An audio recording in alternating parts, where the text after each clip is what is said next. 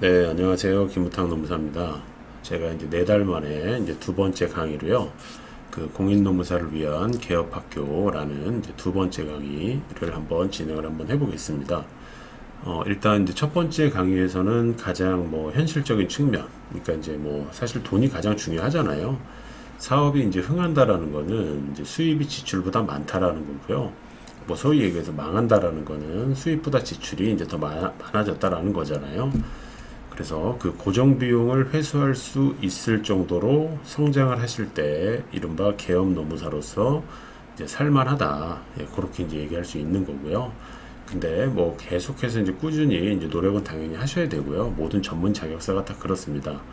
자, 근데 이제 두 번째 강의로서 노무사 업무 영역을 파악을 해야 되는데, 자, 이 부분이 사실은 제가 지금 요 그 유튜브 강의를 통해서 이렇게 말씀드리는데, 그냥 있는 그대로 제가 말씀을 드릴게요. 왜냐면 저는 그 20년 차 이제 노무사고요. 지금이 요거 촬영하고 있는 게 2023년인데 제가 2003년에 제가 노무사를 붙었거든요. 예, 그때 저도 이제 20대였고 20대 후반에 노무사를 붙었고 그 지금은 이제 40대 후반이 된 나이에서 제가 요거를 시청하고 이렇게 찾아가지고 뭐 검색을 하시던지 아니면은 뭐 이렇게 유튜브 채널에서 추천을 해가지고 이제 들어오셨을 텐데, 제가 지금 이 짬밥에 제가 요걸 들으시는 분들한테 뭐 소위 얘기해서 뭐 그 뭐 뻥커를 날 일도 없고요. 그냥 있는 그대로 제가 말씀을 드릴게요. 자, 근데 이제 중간중간에 제가 이제 현실적인 얘기도 좀 드릴 텐데, 일단은 그 제가 그 좀 그 건조하게 좀 설명을 한번 드려볼게요. 자, 노무사의 업무 영역은 지금 크게 이제 7가지로 이렇게 구분을 하실 수가 있는데, 자, 요거보다 나중에 이제 올해 32회 분들이 합격을 하시고, 나중에 40회, 50회가 됐을 때는 여기는 연번이 2배 내지 3배로 늘어날 가능성은 분명히 있습니다. 근데 제가 시험에 붙었을 때만 하더라도요, 여기는 4번과 5번, 6번, 7번, 이런 것들은 아예 없었어요. 그러니까 일부 있었던 것도 있지만 그 조금 오바해서 말씀드리면 아예 없었거든요. 그만큼 공인 노무사에 대한 인지도와 그 시장이 되게 작았어요. 근데 이 회차가 반복이 되면서 여러 이제 그 선후배 노무사분들이 열심히 활동을 하면서 그 인지도가 높아지면서 대국민 차원에서 요 7번까지는 아, 노무사가 하는구나 라고 현재 진행이 됐어요. 자, 그러면 당연히 1번부터 이제 7번까지가 있는데, 그 1번부터 이제 3번까지가 소위 얘기하는 전통적인 업무고요. 4번, 5번, 6번, 7번까지는 좀 최근에 이제 추가되고 진화하는 업무라고 생각하시면 돼요. 자, 그럼 하나하나 한번 말씀을 드릴게요. 자, 요게 지금 제가 촬영을 하면서 옆에 그 이제 프로그램에서 나오는 이제 그 타임이 나오는데, 요게 이제 몇 분에 제가 끝날지 모르겠지만, 보통은 이제 제가 목표 시간이 있어가지고, 그 시간 안에서 보통 끝내거든요. 근데 요거는 제가 그냥 허심탄회하게 말씀을 드릴 거니까, 그 조금 러닝 타임이 길더라도 아마 간절하신 분은 끝까지 들을 거고, 예, 그렇지 않으신 분들은 그냥 뭐 중간에 끊으실 수도 있을 것 같아요. 자, 일단은 첫 번째 그 연번 1번에 그 업무 영역으로서 그 노동법 자문이 있어요. 자, 요게 장점을 먼저 보시게 되면 편합니다. 그 노무사 입장에서 편하다라는 거는 어떻게 보면 요거를 보통 저희 업계에서 말자문, 조금 약간 비속어로 썰자문이라고 얘기를 해요. 그래서 뜻은 말 그대로 노동법 자문을 하는 거예요. 근데 그 보통 이제 많이 물어보시는 게 근로기준법, 노조법, 그 다음에 제일 많이 또 물어보시는 게 이제 기단법. 저희 이제 노무사끼리 이제 기단법은 뭔지 아시잖아요. 그리고 이제 파견법, 그 다음에 4대 보험법, 이쪽에서 많이 물어보시거든요.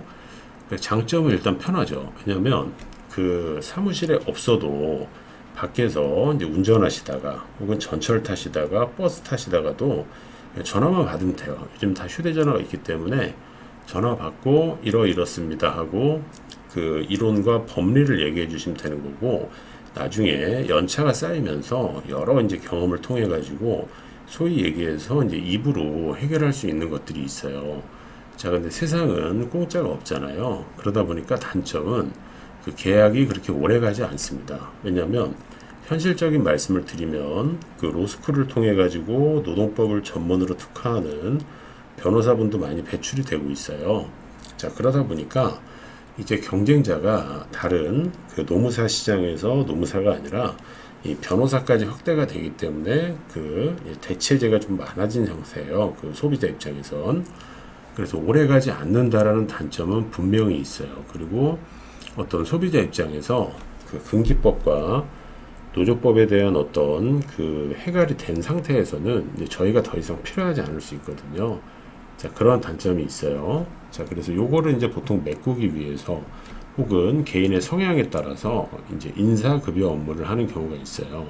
자, 요거는 1번에서 설명드린 노동법 자문을 포함해서 그 누적적으로 이제 나가는 개념이에요. 장점은요, 그 소통의 계속성으로 오랜 유대관계 형성이 된다. 이 말은 한마디로 그냥 쉽게 말씀드리면은 계약이 되게 오래 가요. 왜냐면 매월 급여대장 드리죠. 그다음에 임금명세서 드리고 연차대장 관리해 드리고 4대 보험 취득 상실을 하다 보면 그 하루에도 몇 번씩 통화를 하고 한 달에 10회 이상씩 서로 간에 카톡이나 전화 소통이 이루어지거든요. 그러다 보면은 그냥 나중에는 그 인간적으로도 되게 친해지는 경우가 있고, 그리고 그 친해진 관계로 인해서 다른 업체를 소개받는 경우가 많이 있어요. 근데 단점은 뭐냐면 처음에는 되게 의욕에 불타가지고 열심히 하시는데 이제 그 노무사 기준으로 말씀드리면 혼자서 담당할 수 있는 업무의 한계가 아주 명확해요. 자, 이 한계가 제가 경험칙상 말씀드리는데 최대 30개입니다. 그러니까 20개 이전까지는 굉장히 열심히 하시고 잘 돼요. 그리고 이게 이제 30개, 40개, 100개 이렇게 되게 되면 막 부자가 될 것 같거든요. 하지만 하다 보면은 하루는 24시간이고 8시간은 잠자야 되고요. 밥 먹고 돌아다니고 기본적인 업무를 하시다 보면은 할 수 있는 게 30개예요. 자, 마음속으로는 당연히 한 100개, 200개 할 수 있을 것 같죠. 자, 근데 그게 안 되는 이유가 뭐 나중에 제가 강론으로 따로 말씀드리겠지만 이 인사급여 업무는요, 특정 기간에 일이 엄청나게 몰려요. 자, 예를 들어서 대한민국에서 가장 많은 가장 많은 급여일이 매월 10일이에요. 그러니까 전월 1일부터 31일까지 끊어가지고 매월 10일 날 지급하는 게 가장 많기 때문에 그 30개가 그 10일 전후에 몰리고요. 엄청난 수정사항이 발생을 합니다. 자, 이거는 자리에 착석을 해야 된다는 것을 의미하거든요. 근데 뭐 돌아다니실 수도 있고 전화하실 수도 있잖아요. 그래서 최대 30개예요. 자, 이게 매일매일 최대 30개가 하루에 하나씩 들어온다면 손으로 작업하셔도 돼요. 근데 그게 안 되기 때문에 최대 30개라고 말씀드리고, 그리고 그 제가 이제 건조하게 말씀드린다고 했잖아요. 자, 그러기 때문에 이 부분에 대해서 이제 뭐 채용 노무사나 이제 직원분들을 뽑아가지고 일을 하게 돼 있는데, 자, 그분들도 마찬가지로 최대 30개예요. 그렇기 때문에 그 어떤 특정 노무법인을 보셨을 때 직원 수를 보시게 되면은 그 회사에 담당하는 어떤 그 자문사의 개수를 어느 정도 유출을 하실 수가 있습니다. 자, 여기까지가 이제 매월 이렇게 지급을 받는 제가 1강에서 말씀드린 고정비를 회수할 수 있는 루트인 자문과 인사급여예요. 그래서 이 부분이 많은 법인일수록 어떻게 보면 탄탄한 법인이라고 할 수가 있어요. 자, 근데 3번에 있는 노동사건은요, 전통적으로 이제는 국민들이 이러한 사건들은 노무사가 하는구나 라고 하는 사건들인데, 그 대표적인 게 부당해고 구제신청, 그러니까 해고, 두 번째 산재, 임금체불. 임금체불이 확대가 돼서 그 노동부가 대신해서 지급하는, 지금은 대지급금인데 예전 용어로 이제 최단금이라 하는 부분, 그 다음에 요즘에 이제 특고라든지 여러 가지 근로 형태가 다양화가 되면서 그 사용자성을 다투는 사건, 그 다음에 4대 보험 관련해서 마치 이제 세무 경정 청구처럼 그 고용산재 건강보험, 뭐 국민연금 거의 없고요. 이 어떤 3대 보험에 대해서, 여기 제가 4대 보험이라고 써놨지만 이의 신청을 대리하는 그 절차들이 이제 노동 사건으로 있는데, 자, 이 부분이 그 소위 얘기해서 특정 기간에 장사가 잘 됐다 그러면 현금 흐름은 확 올라갑니다. 그래서 이런 부분들이 인터넷에서 내가 얼마를 벌었다라고 이제 돌아다니고 있는 정보지만, 그건 다음 달에는 굶어요. 제가 이제 그 노무사 초창기 때 체당금으로 그 적지 않은 금액을 받아본 적이 있거든요. 그래서 저도 그때 인생이 바뀌는 줄 알았어요. 근데 그 다음 달, 그 다다음 달, 그리고 또 다음 달은 그냥 손가락 빨고 있었던 적이 굉장히 많기 때문에 이 부분은 한마디로 그 어떤 특정 시점에 현금 흐름은 엄청나게 도모할 수 있는 장점이 있지만 반대로 이건 지속적인 영업이 돼야 되고 운빨도 따르기 때문에 그 어떤 노동 사건은 현금 흐름에서 그 어떤 원활함을 도모할 수는 없다 요거예요. 자, 그리고 이제 최근에 이제 그 인사 컨설팅도 노무사 영역으로 서서히 이제 들어오고 있는데 보시게 되면 임금 체계 설계는 통상임금이나 평균임금, 기타금품 이런 것들 해가지고 노동법에 가깝고 이건 사실 노무사가 아니면 거의 못한다라고 보시면 돼요. 빈도가 이제 높다는 굉장히 높아요 사실은. 뭐 적게는 정말 뭐 10만원, 크게는 뭐 1000만원 이런 식으로 어떤 그 수익의 어떤 편차는 크지만 빈도는 굉장히 높거든요. 다만 이제 단점은요, 요것도 일회성이라는 거예요. 자, 그리고 조금 더 고급지게 들어가면 평가나 승진 설계에서 여러분들께서 2차 시험에서 보시는 인사관리, 인적 자원관리에 가까워요. 자, 이거 가지고 이제 뭐 얼마를 벌었다라고 이제 크게 어필하시는 분들도 있지만, 그게 이제 거짓말은 아닐 거예요. 하지만 빈도는 낮습니다. 그러니까 요거를 이제 저희가 수임할 가능성은 그렇게 크지 않고요. 빈도는 낮고 또 여기에 쓰진 않았지만 전화 기간이라고 해서 이 돈이 되는 기간이 상당히 길어요. 그리고 사후 관리도 좀 오래 해주셔야 되는 뭐 단점 아닌 단점이 좀 있습니다. 자, 그리고 약간 이제 본인의 역량에 따라서 이제 저 같은 경우는 예전에 이제 교대제 설계라고 해서 이제 다른 분들이 크게 이렇게 좀 진입하기 어려운 영역, 그 다음에 임금 피크제 설계 이런 것들을 좀 많이 한 적이 있고 요즘엔 다 노동시장에서 정착을 해서 요즘에는 요 일은 거의 없어요.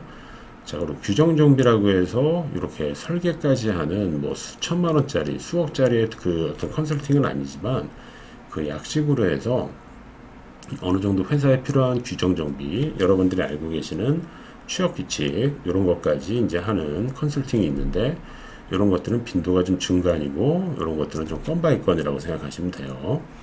자, 그리고 다섯 번째로 이제 강의가 있는데, 자, 이제 수험 강의는 요거는 저 번호가 좀 잘못됐는데요. 그게 중요한 건 아니니까요.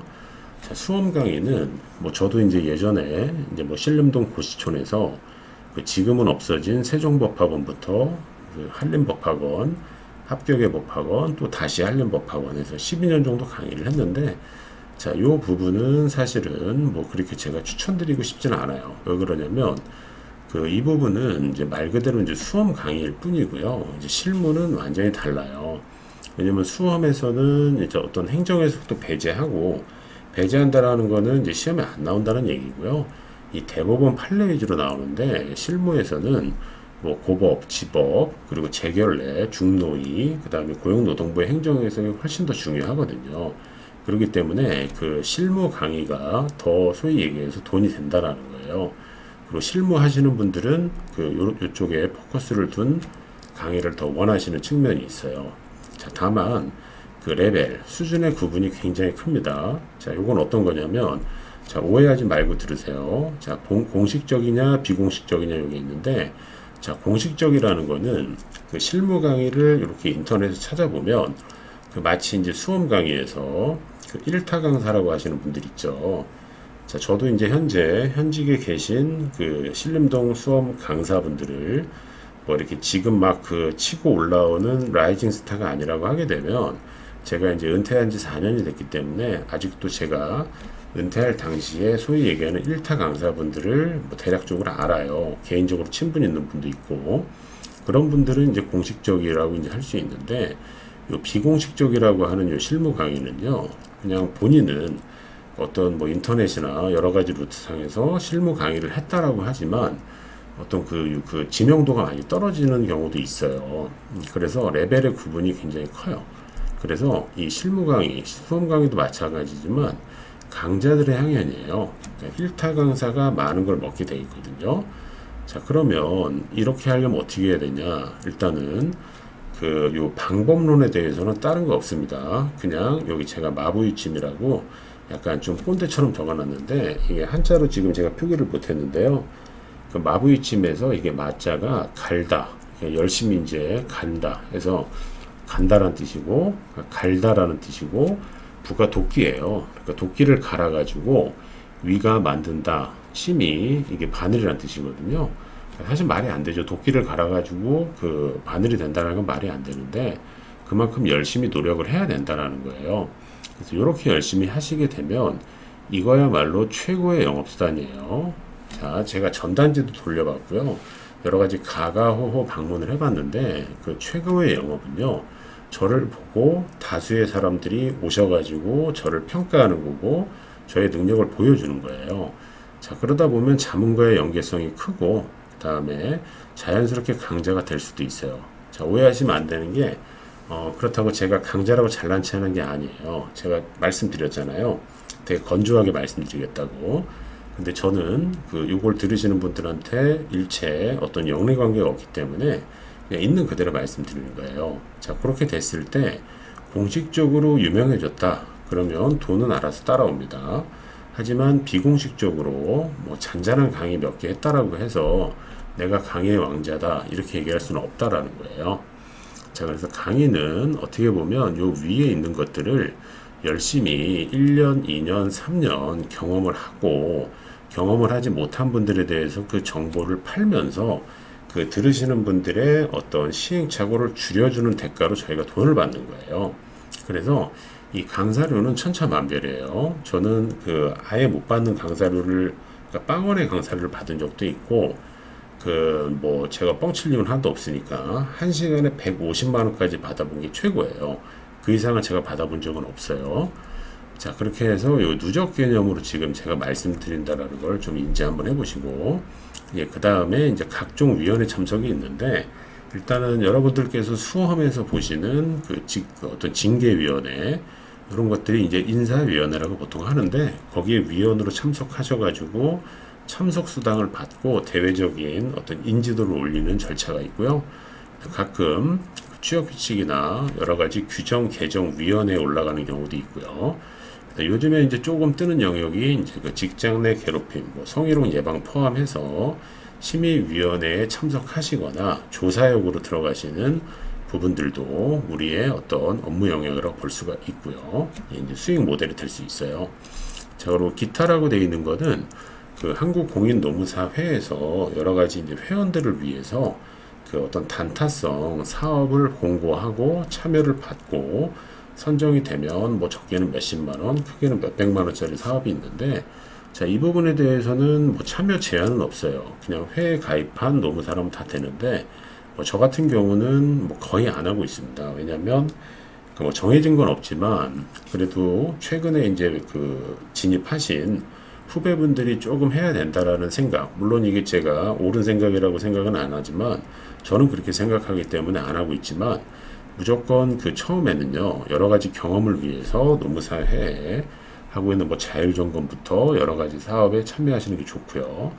자, 그리고 요즘에 조금 이제 뜨고 있는 ESG에서요, 생각 이상으로 노동, 인권, 산업안전, 이런 중대재해처벌법 관련된 것들이 많이 있어요. 근데 이게 아직은 확정적으로 1번부터 6번까지의 어떤 수익 모델로 아직은 정착한 건 아닌데, 장기적으로는 노무사 쪽에 업무로 고정화가 될 거라고 저는 생각을 해요. 그래서 개인의 역량에 따라 가지고 무궁무진한 기회는 분명히 있다라고 저는 생각을 하거든요. 자, 그래서 요 정도까지가 현재 제가 저 이제 공인노무사 기무탑이 파악하고 있는 전통적인 업무 영역이에요.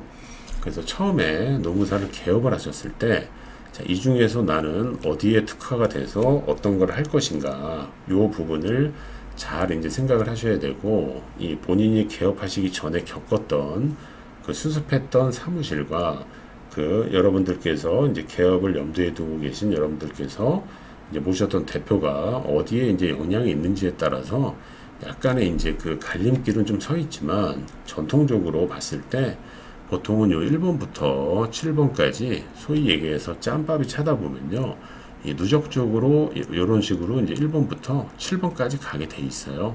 그래서 제가 요 화면에 떠 있는 요 교환을 요 강의안을 작성을 할 때 나름 그 시간의 그 순서대로 이렇게 배열 한번 해본 거거든요.